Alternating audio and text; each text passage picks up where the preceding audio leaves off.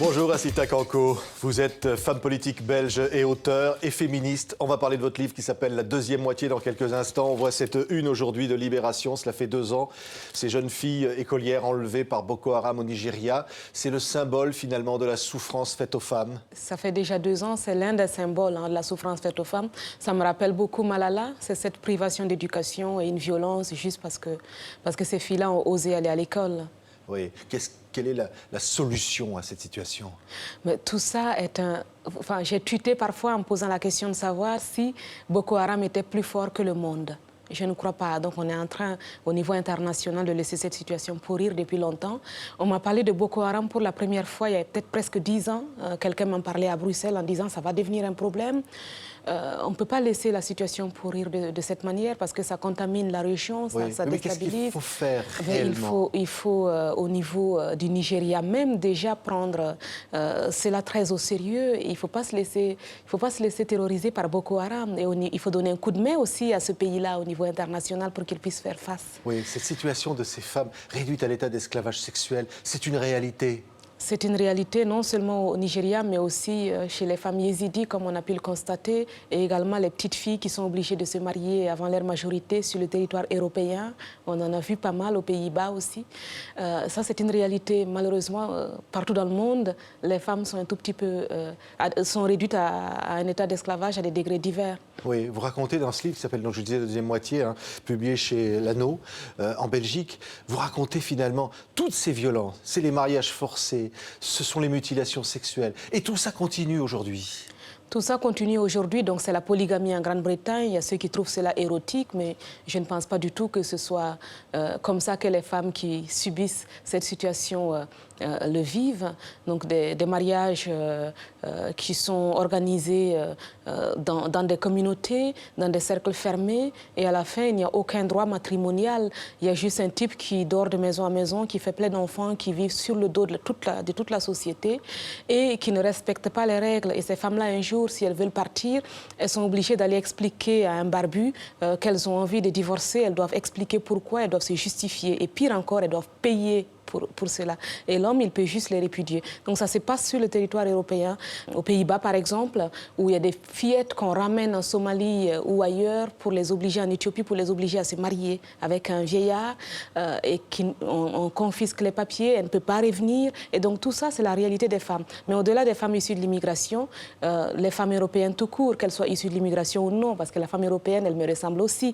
Donc quelque part, on est encore dominé, on est encore au niveau professionnel un peu dans une situation d'esclavage d'une certaine manière, puisque une femme belge gagnera 10% moins qu'un homme belge juste parce qu'elle est née femme. Donc tout ça, c'est des problèmes qui sont réels aujourd'hui. Et si on les accepte, c'est qu'on accepte que par nature, nous sommes inférieurs aux hommes. Donc on doit refuser. C'est votre parcours qui est incroyable aussi. Vous venez du Burkina Faso et vous vous êtes rendu compte de cette injustice très tôt, enfant.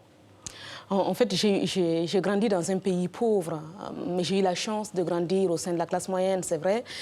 J'ai vu dans la société comment cela se passait et je n'ai pas du tout été épargnée par tout ce qui touchait les autres filles, hein, les tâches ménagères exclusivement réservées aux filles, l'excision, les projets de mariage. On est né pour se marier et devenir une bonne épouse, donc ce n'est pas très intéressant comme perspective d'avenir. Malheureusement, c'est toujours le cas pour beaucoup de femmes aujourd'hui. Oui, vous avez décidé un jour de vous battre? Je me suis d'abord révoltée et puis en lisant Simone de Beauvoir, je me suis rendu compte que je n'étais pas folle et que mon comportement était tout à fait normal. Et j'ai décidé de me battre d'abord pour moi-même avant de comprendre que c'était un problème de société beaucoup plus large. J'ai eu envie de me battre pour les autres et aujourd'hui, je vais très bien. J'ai un bon emploi, je suis élue, j'écris. Oui. Grâce à la Belgique, on pourrait dire. Grâce à ce pays qui vous accueille, vous avez suivi celui qui allait devenir à l'époque votre mari? Oui, mais c'est grâce à la Belgique, mais je veux être un peu arrogante en disant que c'est un peu grâce à moi-même aussi, hein, en me servant des opportunités que la Belgique pouvait m'offrir. Parce que c'est ça, il faut saisir les opportunités et en faire quelque chose. Mais je ne pourrais pas me complaire dans ma situation. J'ai envie de participer au combat pour que toutes les femmes aillent bien. Oui, c'est un combat finalement qui englobe tous les les autres? Parce qu'évidemment, quand on voit votre parcours, on se dit c'est une intégration, entre guillemets, exemplaire, réussie. Mais on voit aussi qu'en Belgique, on voit, à Molenbeek notamment, il y a ces situations d'inadaptabilité, de révolte, de violence. Il y a beaucoup de problèmes quand on parle de la polygamie à Londres ou bien des mariages précoces aux Pays-Bas ou des questions de violence liées au terrorisme à Molenbeek ou dans d'autres quartiers bruxellois.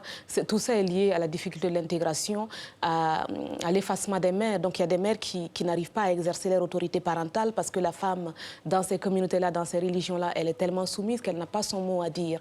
Comment est-ce qu'elle peut exercer son autorité? C'est toute la cellule familiale qui implose quand il n'y a pas cette responsabilisation-là. Tous les enfants ont besoin d'un repère. Ceci dit, je ne dis pas ça n'absout pas du tout ceux qui ont commis ces horreurs. Ce sont des gens qui, tout comme d'autres, ont connu des difficultés dans la société et qui auraient dû prendre leurs responsabilités individuelles. Donc on ne peut pas aller faire des choses et dire après que c'est la faute des autres. Tout ce que nous faisons, c'est notre faute et l'ordre, il est fait pour tout le monde.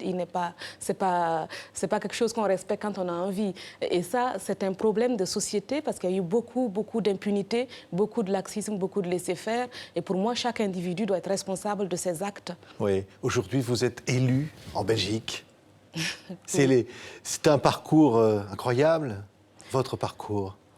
Oh, je le trouverai incroyable quand je serai Premier ministre en Belgique. Mais pour l'instant, je plaisante. Ça viendra. Pour l'instant, je vis mon engagement. J'ai vraiment envie de contribuer à changer la société. C'est pour cela que j'écris aussi. Et quand je vois les réactions, les retours que j'ai quand un homme flamand m'écrit dans sa langue en me disant j'ai lu votre livre, il m'a transformé, je vous remercie tellement de l'avoir écrit. Ou quand une des rares femmes membres d'un comité de direction me dit merci parce que ça m'a permis de me poser des questions que je ne me posais plus parce que ma position était trop confortable. Je me dis, je dois continuer et c'est la raison pour laquelle je me suis engagée. Il y a ces mutilations génitales et vous dites que vous en avez vous-même été la victime. Tout à fait. Et vous avez écrit un livre là-dessus. Ce sont des combats pour demain. Absolument, c'est une solidarité tant horizontale que verticale. On doit faire en sorte que, moi j'ai une petite fille de 8 ans, on doit faire en sorte que des enfants de cet âge-là, que nos filles ne soient pas en train de mener dans 20 ans les batailles que nous devons mener maintenant. On doit faire notre part du devoir. Et les femmes, les petits bébés qu'on étouffe en Inde ou en Chine parce qu'elles sont nées filles, ça c'est une réalité aussi. Dès qu'on détecte le fait que le fœtus est de sexe féminin, c'est un motif pour le détruire. Et malheureusement, c'est quelque chose qui se déplace aussi avec les migrations qu'on commence à soupçonner, notamment en Grande-Bretagne. Donc aujourd'hui, on a un grand défi. Pour réussir l'intégration, on doit vraiment avoir la volonté politique d'être sévère, mais aussi d'appliquer les lois, mais aussi de donner l'éducation qu'il faut pour que les femmes sortent des maisons. Merci beaucoup, Asita Kanko, pour ce beau témoignage. Ça s'appelle La deuxième moitié, c'est publié chez Lano. C'est un livre préfacé par France-Olivier Gisbert. Merci d'avoir été notre invité. Merci de m'avoir invité.